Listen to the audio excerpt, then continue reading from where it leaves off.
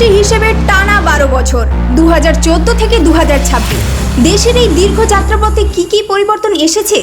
কেন্দ্র সরকারের 12 বছর পূর্তি উপলক্ষে বাঁকুড়ার সাংবাদিক সম্মেলন থেকে কি বার্তা দিলেন বিধায়ক নীলাদ্রি শেখর দানা? চলুন জেনে নেওয়া যাক বিস্তারিত। নমস্কার বন্ধুরা, আপনারা দেখছেন voice of Bankura, presented by Damodar green wheel, বাঁকুড়ার বিশ্বস্ত ইলেকট্রিক স্কুটির ঠিকানা। মাননীয় প্রধানমন্ত্রী শ্রী নরেন্দ্র মোদীর নেতৃত্বে কেন্দ্রীয় সরকারের সফল 12 বছর পূর্তি উপলক্ষে রবিবার বাঁকুড়ায় ভৈরব স্থানে অবস্থিত বিধায়ক কার্যালয়ে একটি সাংবাদিক সম্মেলনের আয়োজন করা হয়। এই সাংবাদিক সম্মেলনে উপস্থিত ছিলেন বাঁকুড়ার বিধায়ক এবং শালতোড়ার বিধায়ক। সাংবাদিক সম্মেলনে মূল বক্তব্য রাখেন বিধায়ক নীলাদ্রি শেখর দানা। তিনি প্রধানমন্ত্রী নরেন্দ্র মোদীর নেতৃত্বে 2014 সাল থেকে 2026 সাল পর্যন্ত 12 বছরের বিভিন্ন উন্নয়নমূলক কর্মকাণ্ডের কথা তুলে ধরেন। আমাদের 12 বছর পূর্ণ যে হয়েছে মোদিজির শাসন ব্যবস্থা, তার একটাই হিত, রাষ্ট্র নির্মাণ মোদিজির মিশন। রাষ্ট্র নির্মাণ মোদিজির মিশন, এটা হচ্ছে আজকে আমাদের আলোচনার বিষয়। আমরা 2014 সাল থেকে 2026 সাল পর্যন্ত আমাদের যে 12 বছরে যাত্রা নিরন্তর প্রগতির পথে অগ্রসর হয়েছে, আমরা যে সশক্ত, সমৃদ্ধ এবং সুরক্ষিত ভারত গড়ার লক্ষ্য নিয়ে আমরা প্রতিজ্ঞাবদ্ধ হয়েছি এবং নিয়েছিলাম, তা আজ পুরোপুরি বাস্তবায়িত হয়েছে, হতে চলেছে। আমাদের প্রধানমন্ত্রী নরেন্দ্র মোদীজির স্পষ্ট কথা হলো, উন্নয়ন আমাদের জন্য 24 ঘন্টা 7 দিন অর্থাৎ 12 মাস চলার একটি মিশন। আমাদের কাজের সংস্কৃতি বদলে গেছে। যার শিলান্যাস আমরা করি, তার আমরা উদ্বোধন করবই।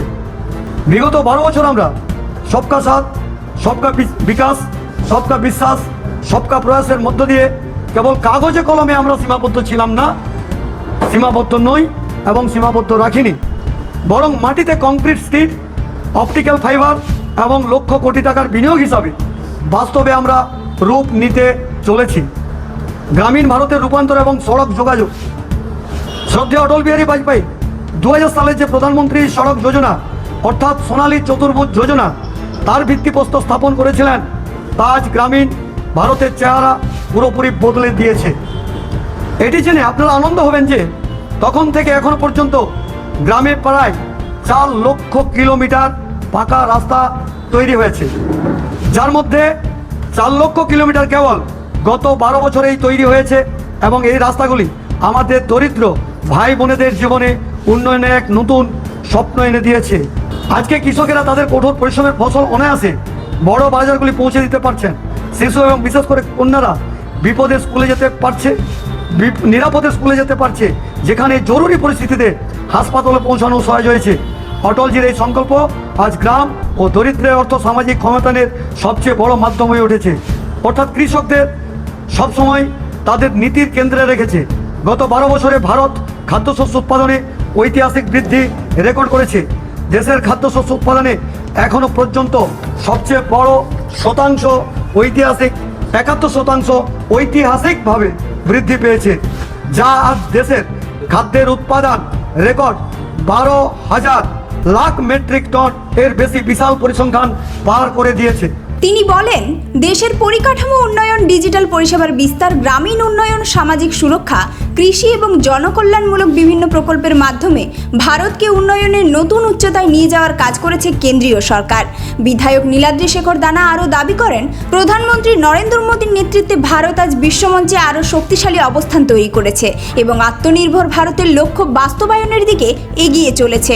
এই 12 বছরের সাফল্যকে তিনি রাষ্ট্র নির্মাণের মিশনের অংশ হিসেবে উল্লেখ করেন এবং কেন্দ্র সরকারের বিভিন্ন প্রকল্পের সুফল সাধারণ মানুষের কাছে পৌঁছে দেওয়ার বিষয়েও গুরুত্ব আরোপ করেন। ভারত আজ বিশ্বের সবচেয়ে বড় দুগ্ধ উৎপাদনকারী দেশ। দুগ্ধ উৎপাদনে গত 1 দশকে 61.8% এক বিশাল বৃদ্ধি ঘটিয়েছে, যা 2014-15 সালে 146.30 মিলিয়ন টন থেকে 2024-25 সালে 247 মিলিয়ন টনের বেশি বৃদ্ধি পেয়েছে। কৃষিক্ষেত্রে সবচেয়ে বড় পরিবর্তন এসেছে সেচ এবং ব্যবস্থার ক্ষেত্রে। আমাদের সরকার বিশ্বাস, ক্ষেত পর্যন্ত জল পৌঁছানো কৃষকদের সবচেয়ে বড় প্রয়োজন। 2014 সালের আগে যেখানে দেশের সেচের পরিধি বেশ সীমিত ছিল এবং জল ব্যবহারের দক্ষতা অত্যন্ত কম ছিল, সেখানে মোদী সরকারের দূরদর্শী নীতি এক ঐতিহাসিক পরিবর্তন এনে দিয়েছে। দেশ জুড়ে 1317টিরও বেশি রেল স্টেশনকে অমৃত ভারত স্টেশন যোজনা অধীনে বিশ্বমানের করে গড়ে তোলা হয়েছে। এমনকি বাঁকুড়া স্টেশনও তার থেকে বাদ যাচ্ছে না। এই 12 বছরে ভারতীয় রেল উন্নয়নের যে গতি নিয়েছে তা অবিশ্বাস্য। আমরা এই ধরনের গুরুত্বপূর্ণ খবর সবার আগে পেতে আমাদের চ্যানেলটি সাবস্ক্রাইব করুন আর ভিডিওটি শেয়ার করতে ভুলবেন না। আপনার মতামত কমেন্টে জানান আর লাইক শেয়ার করে ভয়েস অফ বাঁকুড়ার পাশে থাকুন।